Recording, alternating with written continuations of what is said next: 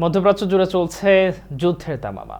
যে কোনো সময় পুরো মাত্রার যুদ্ধ ছড়িয়ে পড়তে পারে বলে আশঙ্কা বিশ্লেষকদের। এমন পরিস্থিতিতে ইরান সমর্থিত লেবাননের সশস্ত্র গোষ্ঠী হিজবুল্লাহ ও ইসরায়েলের মধ্যে পাল্টাপাল্টি হামলা চলছে। লেবাননের দক্ষিণাঞ্চলে রাতভর বিভিন্ন স্থাপনার হামলার দাবি করেছে ইসরায়েলি বাহিনী। এসব স্থাপনার মধ্যে হিজবুল্লাহর অস্ত্রাগারও রয়েছে। প্রতিবেদনে বলা হয়েছে, ব্লিদা গ্রামের কাছে অস্ত্রাগারে হামলা চালানো হয়েছে। এছাড়া আইতা আল শাবাব এবং ইয়ারিন গ্রামের কাছে সামরিক স্থাপনাতেও হামলার দাবি করেছে ইসরায়েলি বাহিনী। তবে এসব হামলায় কী পরিমাণ ক্ষয়ক্ষতি বা হতাহতের ঘটনা ঘটেছে সে সম্পর্কে বিস্তারিত কিছু বলা হয়নি। গত বছরের অক্টোবর থেকে ইসরায়েল ও হামাসের মধ্যে গাজায় যুদ্ধ চলছে। এতে এখন পর্যন্ত গাজায় নিহতের সংখ্যা 40,000 ছাড়িয়েছে।